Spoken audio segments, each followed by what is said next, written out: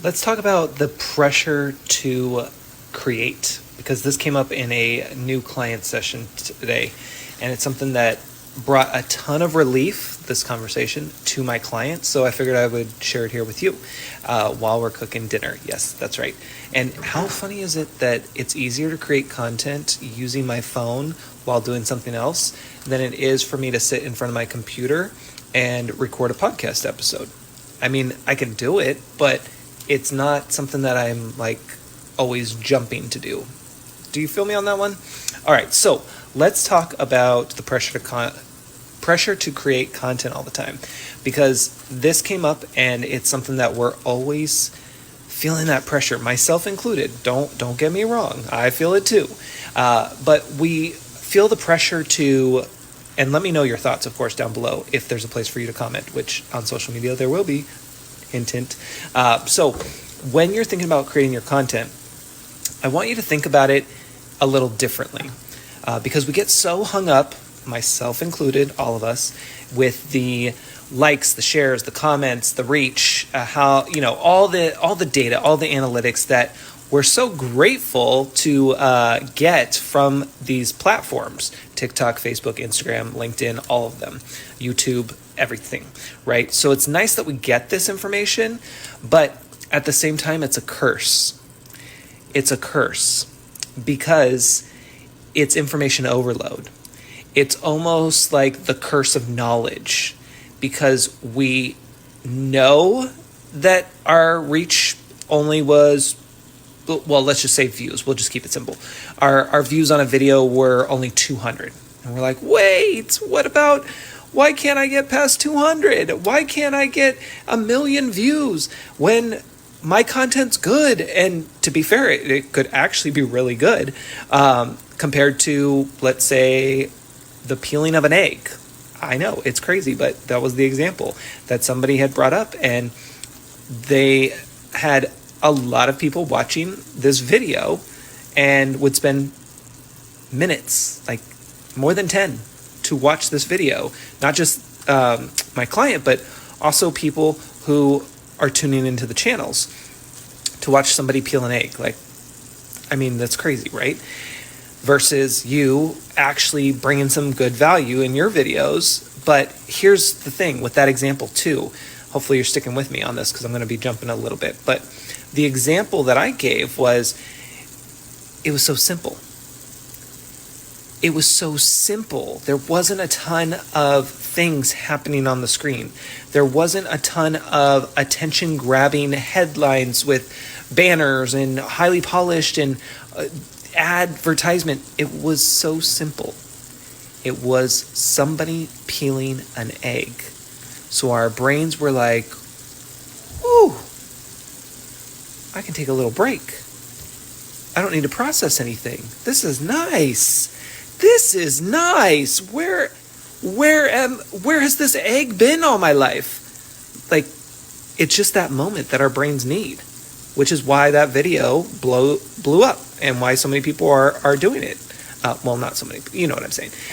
Anyway, so there was that example. So let's get back to the curse of the content knowledge here, and all the data that we're blessed to be able to get.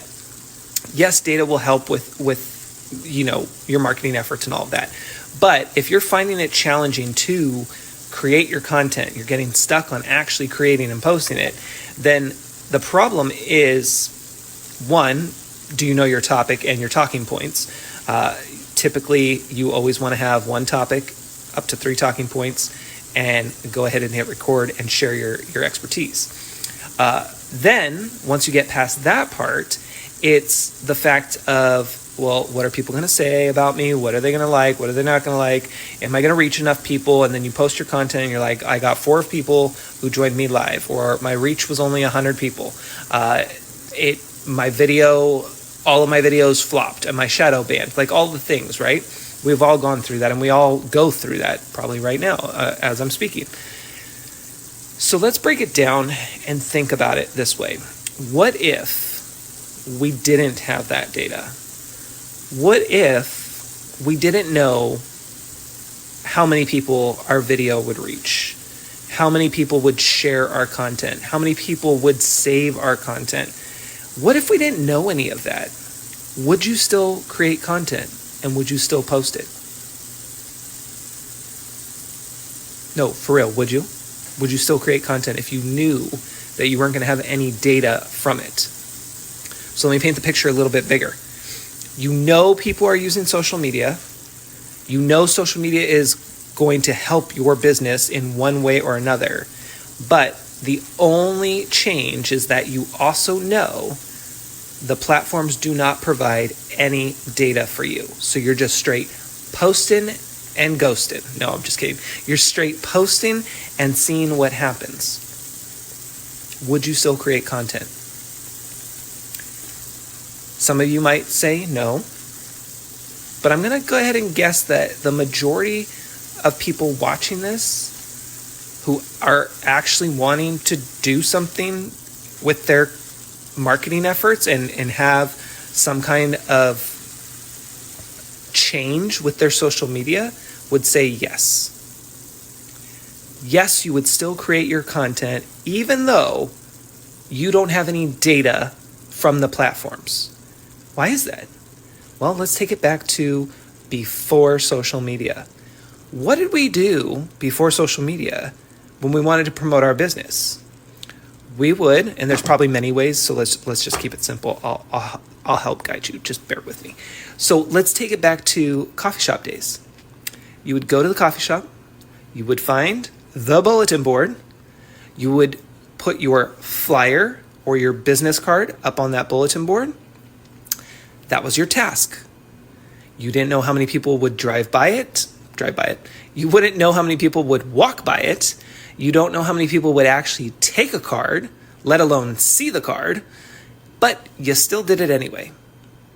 And then you would repeat that process every few days or every week to replenish that information. That's how I look at social media. It's a tool that we get to use in our business to promote our business. Whether it reaches one person or 1 million people, it's not the point. The point is that I took an idea, I created something, and I put it out there to see what happens. Then, whatever happens, I make a plan to move forward with that, right? It's all about the actions that we take and how we adapt from there.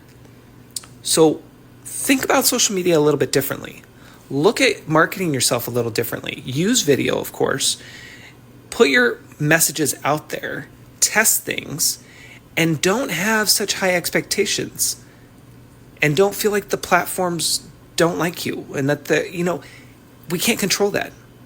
All we can control is who we are, what we do, and what we're going to do with people who take action, right? If somebody likes our video and comments, great. Our next action is follow up in the comments. Say thank you. Check in. Why did they like this video? Whatever it may be. So think about the coffee shop experience. Apply that to your social media.